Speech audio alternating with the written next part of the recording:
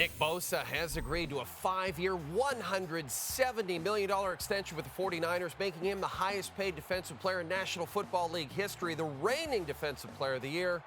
He held out at training camp before the two sides came to an agreement. Bosa led the NFL with 18.5 sacks last season, and he is expected to play this Sunday against the Pittsburgh Steelers. I mean, there is question because we haven't seen him, but I think you guys know how I'm talking. Like, you have to have a beer belly and be out of shape or something. That's not in Bosa's DNA. Glad we got it worked out on everyone's side because we love Nick. I think he loves being here, and he's definitely earned this, and he's going to earn it going forward too.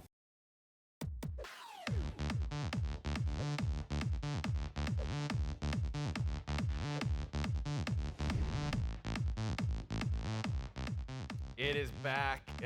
Everybody's favorite segment from last year on the show. Luke Who's Talking with the former NFL tight end, the native of LaSalle, Ontario. He is back.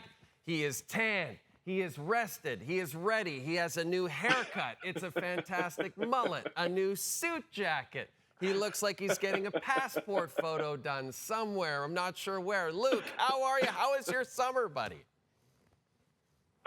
You know what, Jay, all in all, I don't know if it could be any better. That being said, I'm not going to lie. I'm pretty excited to get this season kicked off and to be sitting back here with Luke Who's Talking with you. I mean, what a time. That's all I can really say. What a time, Jay. What a time. Well, look at us. Look at us. What a time to be alive. What a time to be Nick Bosa, buddy. This guy has cashed in massively, 170 schmil. Guess what, Luke? That's quarterback money. What do you think of the deal?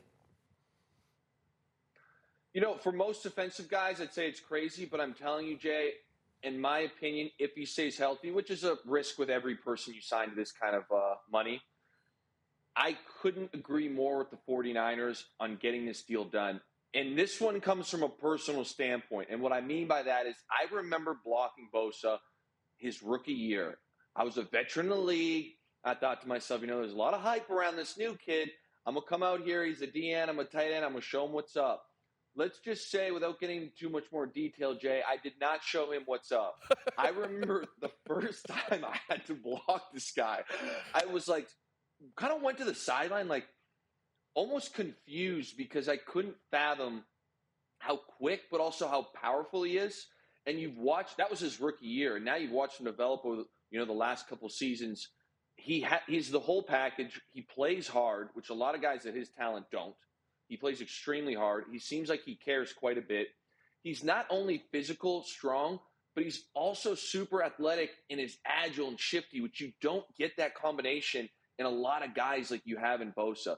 So, again, he's a game changer. From what I've been told, he's a great guy in the locker room. I think he's worth every penny, and I think the Niners are going to be very, very stout on defense again and, you know, excited that he's back.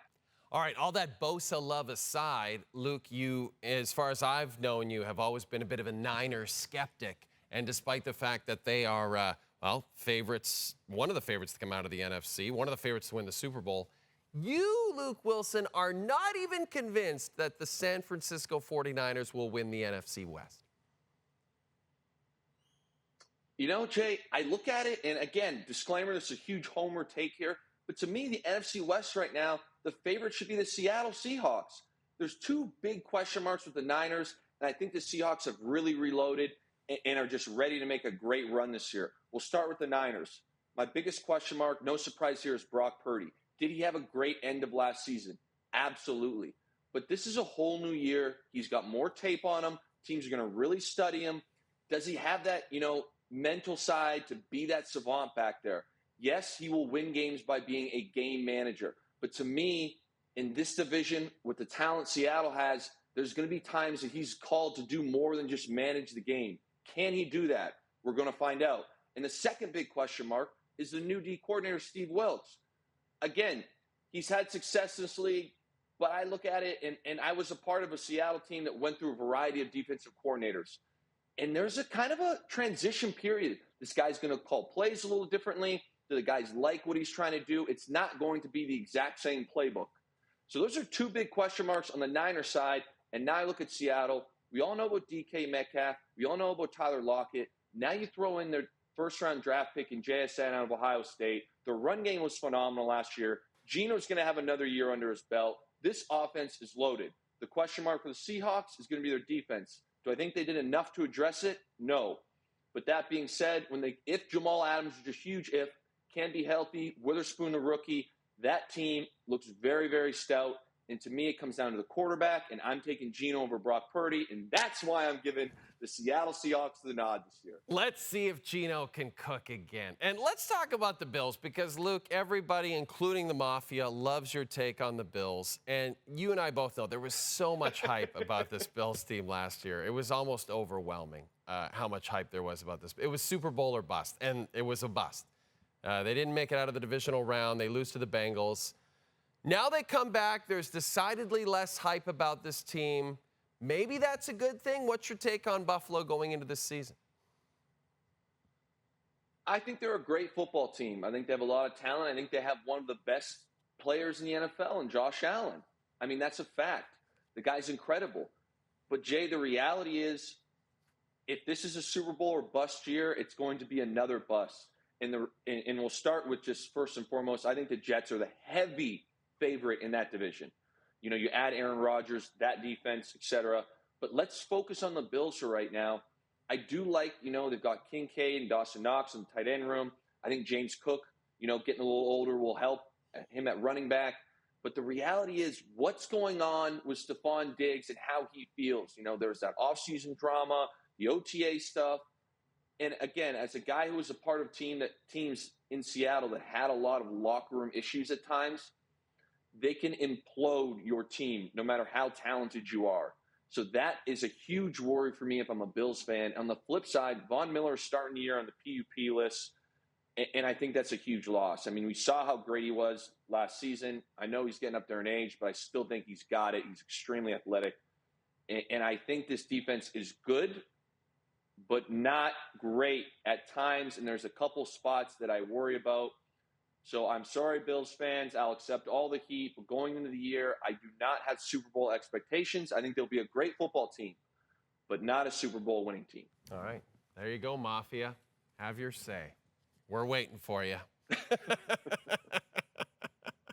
Hey, you mentioned the Jets, buddy. You got the Jets, the Bills, the Dolphins are going to be real good. The Patriots, we'll see. But the AFC East, bottom line is this is a stacked division now, Luke. But you're not so sure this is the best division in the AFC. In fact, you feel like the North is going to be a bit of a beast this year.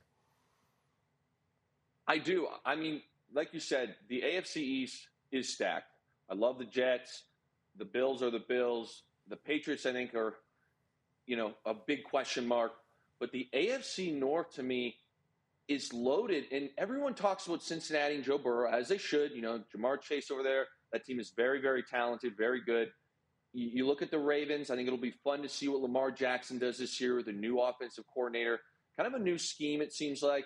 But the team that's also very strong and is kind of flown under the radar to me are the Pittsburgh Steelers this year. Yeah. They played, in my opinion, better than I thought they would towards the end of last season. Kenny Pickett, seemingly, everyone rallied around this guy.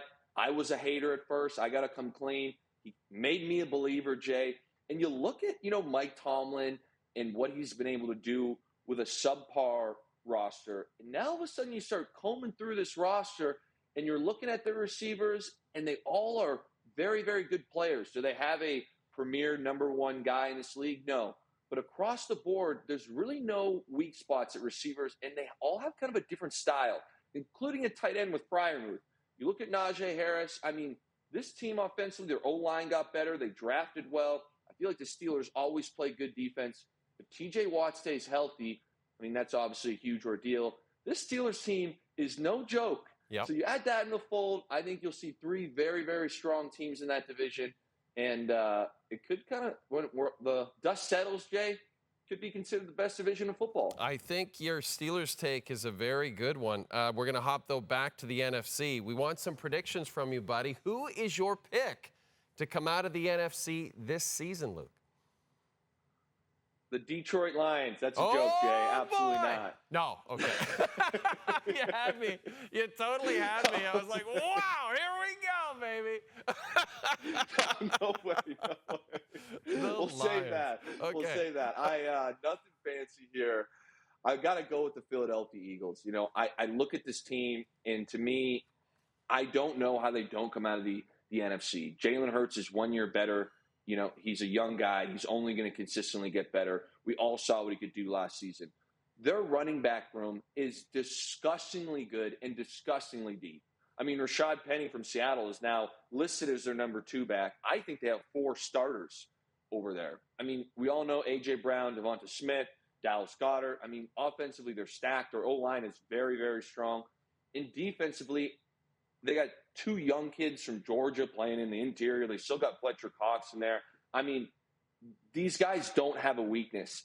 And to add on to that, I think the defense is flat out embarrassed from the Super Bowl. Yeah. And they've had months and months and months to think about that, to see what's going on in Kansas City, to see how they're living. Everyone patting Mahomes in the back, Travis Kelce. And I'm telling you, that will be a motivating factor for this defense to come out and really play well this year, because as well as they played last year, because of how it ended, everybody thinks that they're a fraud, and I do not believe that. I think the Eagles are the heavy favorite in the NFC. And you teased, I think, your pick to come out of the AFC a little earlier on in the show when you talked about how excited you are about this New York Jets team with Aaron Rodgers. What is it? Is it just Rodgers, the addition of Rodgers, or is it more that makes you such a believer that this team not only will come out of the AFC but win the Super Bowl this year? You nailed it, Jay. The Jets are my, week 1 Super Bowl favorite. And everyone wants to point at Aaron Rodgers, like you said, but to me, it's much more than that. First off, this defense has the ability to be a generational defense. Will they? We're not sure. DJ Reed, one of their defensive backs, came out and said that. That's what these guys are talking about. You look at Robert Saleh, their head coach. He was a D-line coach when I was in Seattle, won a Super Bowl there. He then goes to be the D coordinator in San Francisco, had an incredible run there. I had to play against those defenses. They were ferocious. I can promise you that the guys there buy into what he's saying. And that's such a big deal in this league. So you look at the head coach, you look at what he's got going on defense, and now let's go to the other side of the ball on offense. They had a great run game last year. Now you take a guy like Aaron Rodgers, who is talent-wise second to none at that position. And we're all on the outside looking in, but looking at the Hard Knocks clips, watching some of the things on Twitter, he seems like he's having fun again. He's been re-energized. He's kind of revitalized the Jets. And I think he's got a big chip on his shoulder, and that is not a guy that you want to play against when he has a chip on his shoulder. He is that talented. I think Aaron Rodgers is the difference that kind of takes his team from being good to being great.